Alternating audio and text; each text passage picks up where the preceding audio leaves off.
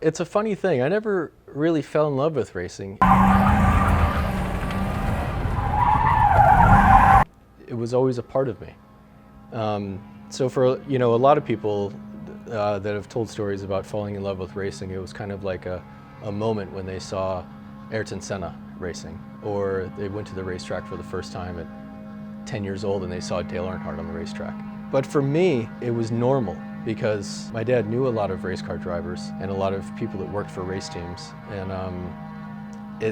there was never a moment where I fell in love with racing. It was just literally a part of me from the time I was born.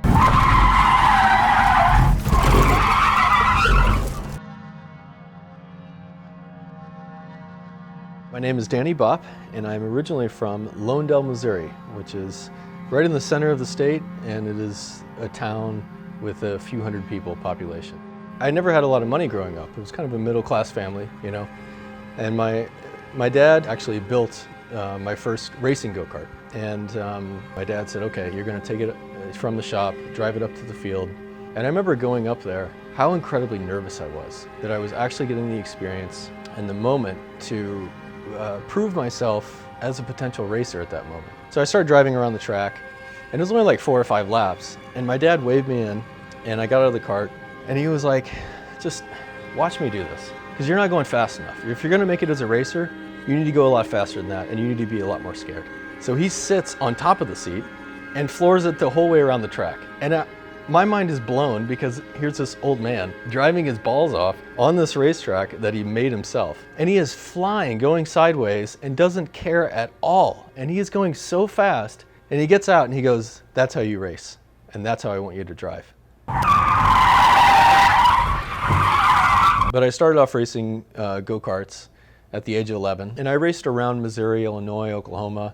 After go-karts, I advanced to the Bandolero cars, and then I advanced into Legends cars, and then I went from midgets or sprint cars and leaped into the ARCA series, which is, the cars are very similar or possibly equivalent to NASCAR.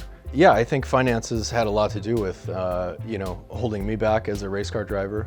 Finances holds back a lot of race car drivers because sometimes it's not the most talented person that makes it to the next level or makes it to the professional level, such as IndyCar or the NASCAR Sprint Cup Series or F1, but it's the person that has the most practice. It's a little bit like a drug habit. Racing is my drug, and it costs a lot of money, and you get the same feeling from it. I came to a certain point in my racing career where it became very challenging for me to continue racing, but I wanted to try to make a living driving because I know, it's what I've been doing for so long. It's what I know. So about 10 years ago, there was a series that I was trying to race in, and there was a guy that I was talking to. He was a team owner. And I told him I was making a trip to LA, and he told me, oh, I know a guy out there. His name's Rob King. He's a stunt guy, and he's a stunt coordinator, and he does stunts, and he's a stunt driver. And it was like, I'd never even heard of this. It was a completely different world to me.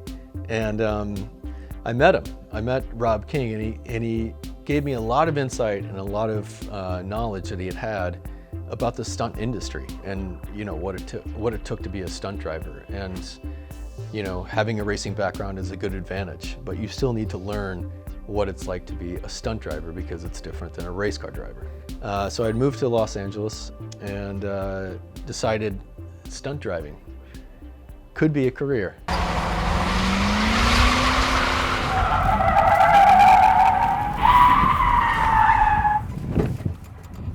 Throughout the 6 years that I've been here, I've realized that there are many different forms of stunt driving, whether you're doing it in a commercial, TV, movie. Well, I think it's universally known in racing, the term hit your marks. In practice, in qualifying, in racing. And here we go.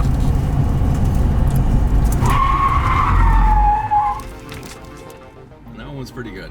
Hitting your marks is making sure that whatever happens to the car, whatever happens to the tires, make sure if you hit a good lap, remember the exact places that you hit. Remember those exact points, and it correlates directly into stunt driving. Sometimes a production will have a very close shot with the camera on exactly where they want the car to stop.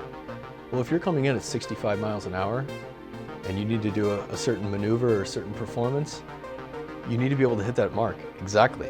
Otherwise, they're going to be like, oh, this guy can't do it. Let's get somebody else who can do it. Here we are on a stunt driving course practicing. This is how to do a 360.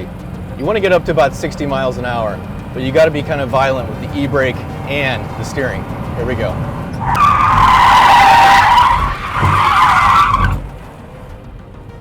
Easy as that, right?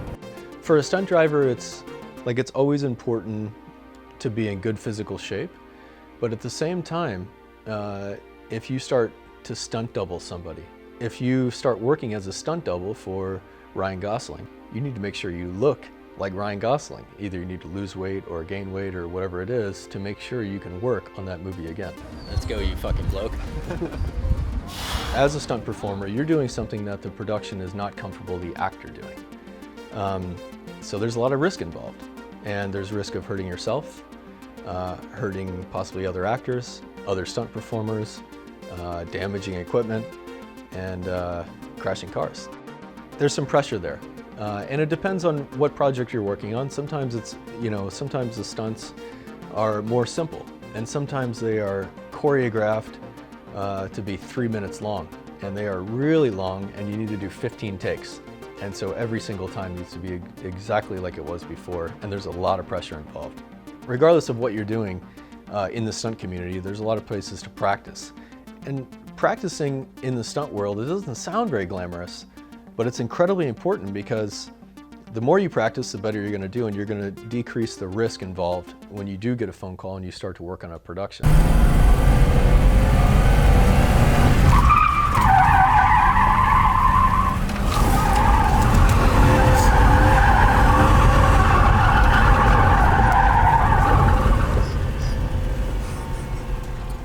As a stunt performer, it's your job to do the stunt that they ask and make sure it's seamless. Regardless of, maybe the director and the producer are not getting along at all, they still want you to be able to do that stunt the exact same as what you did before. Even though they're screaming at each other, you still need to be able to perform that stunt. So what's going through my head is always stay calm, listen to the stunt coordinator, make sure I can do exactly what they're asking me to do, and make sure I can do that every single time, because they might want 20 takes of that.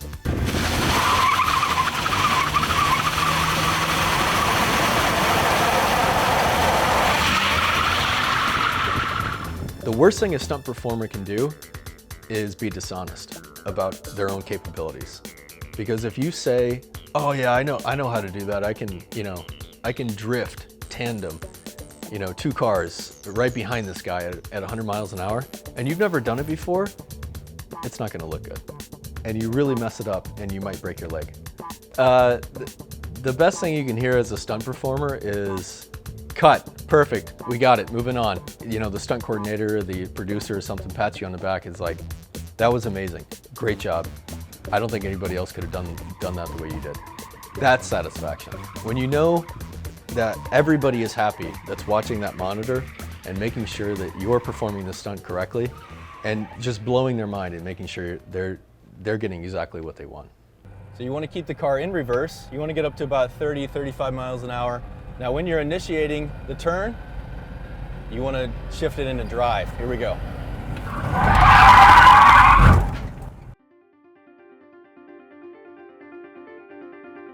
Yeah, I think my dad is very proud of me for stunt driving. Although I raced, most of his life, I was just racing. And then towards the end of his life, I began stunt driving. But, it takes, like I said, it takes years to get into stunts and to make a living at stunts. And so, I don't think he ever...